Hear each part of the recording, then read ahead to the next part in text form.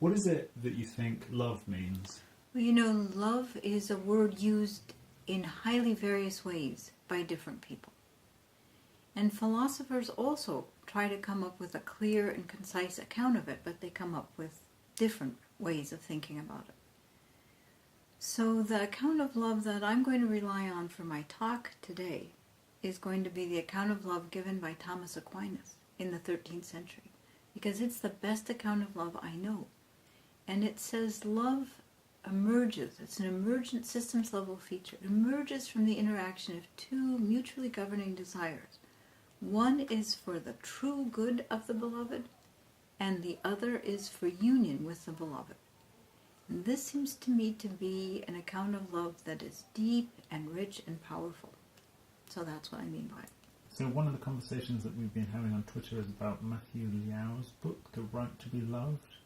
So this is about whether or not children have a right to be loved. I don't know if you have any thoughts about that. Well, a good question to begin with first is, what is it to have a right? And then another question is whether rights and obligations are correlative. And I don't think rights and obligations are correlative at all. So if you're very rich and you're touristing in a very poor country, you have an obligation to give to the beggars there. But of course, there is no one beggar who has a right to your money. It doesn't work like that. So I think the obligation to love is like that. I think you have an obligation to love, and I think you have an obligation to love everyone. You don't have an obligation to love everyone in the same way. You should love your children more than you love my children, for example.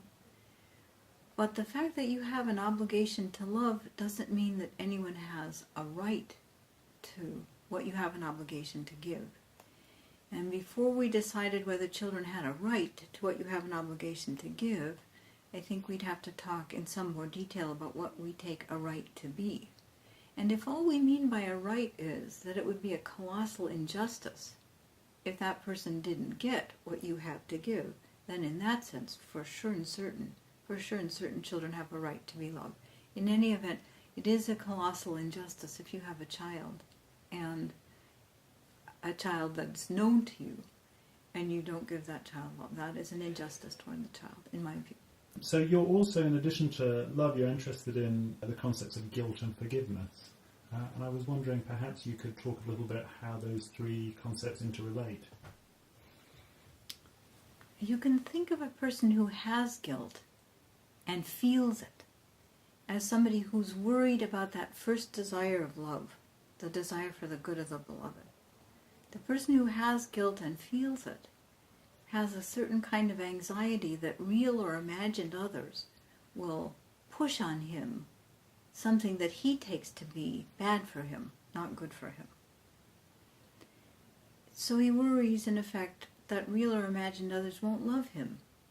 And he wants forgiveness because he thinks that the forgiveness will wipe out his guilt, and then he will be loved again. But it's a real interesting question whether forgiveness is sufficient to wipe out guilt. In the case of really serious evil, it seems to me that it isn't. You can be forgiven and your guilt can still remain. So if you think about John Henry Newton, who was an 18th century slave trader, you'll see the point. He is an exemplary representative of someone with serious guilt and great reparation and repentance. He gave his life to the abolition of the slave trade, and in 1807 he succeeded. The slave trade was abolished in England at that point, not by him alone, of course, but he was instrumental with others in getting the abolition of the slave trade. So he was guilty of a very great evil, and he worked very hard with reparation and repentance to make up for what he had done. But you think about the slaves, think about the human beings who were kidnapped, transported, and enslaved by him, and ask yourself, even though he worked so hard to abolish the slave trade, those folks were still enslaved, their children were born into slavery. If you would put it to them like this, want to have dinner with Newton? how many of them would have thought, oh great, what are we having for dinner? You can't remove guilt just with forgiveness.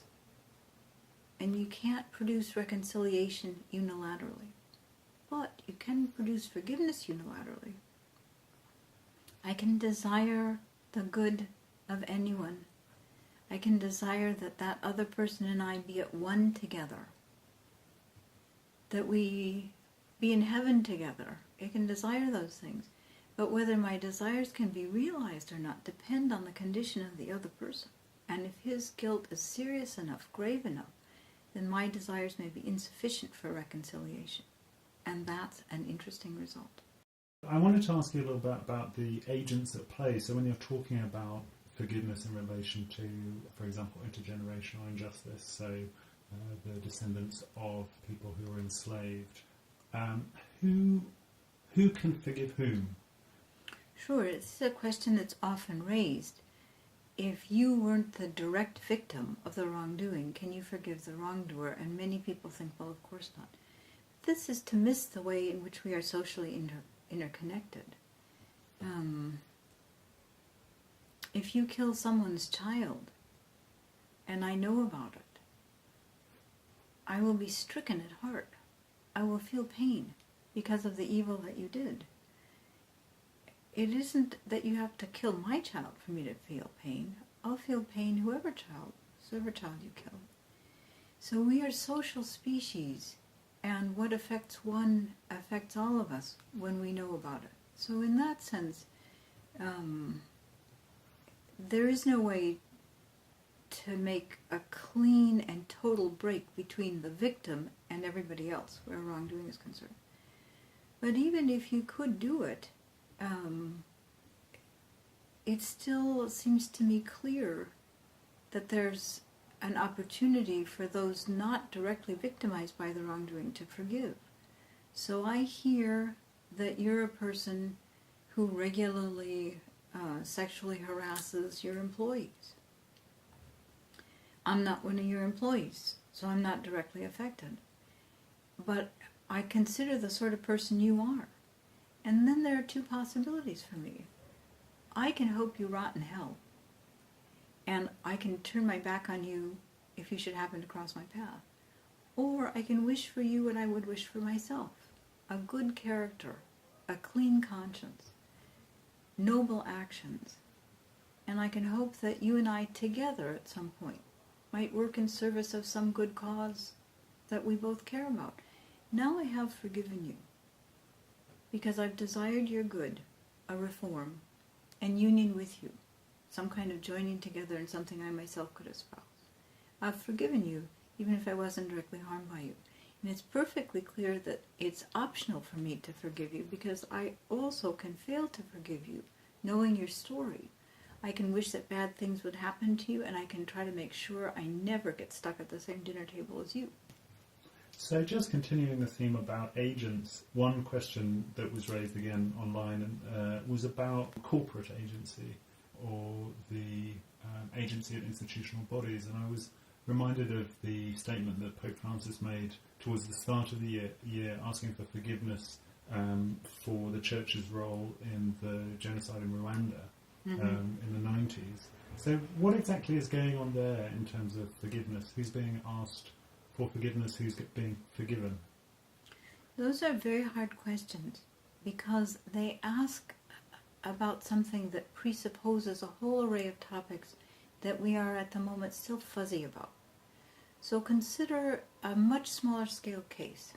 After the Second World War, there were children of high-ranking Nazis who were very small when the war ended, and who nonetheless felt an enormous sense of responsibility for what their parents had done. So Heydrich, that great moral monster, second in command to Himmler, he left behind a nephew who was just a child when the war ended. And as that nephew grew up, first he considered suicide, because Heydrich was his uncle. And then after that he spent his whole lifetime trying to make amends for his uncle. So how are we to understand him? Are we to say, each man is an island, And he's not responsible for what his uncle did. He was just a child. What did he know? So why doesn't he just take up ice skating or tap dancing or something? And the sense that each of us has that there's something right about that nephew's making amends, that there'd be something sad or deplorable about his spending his life tap dancing, as if it didn't concern him at all. It points to the fact that we are socially interconnected.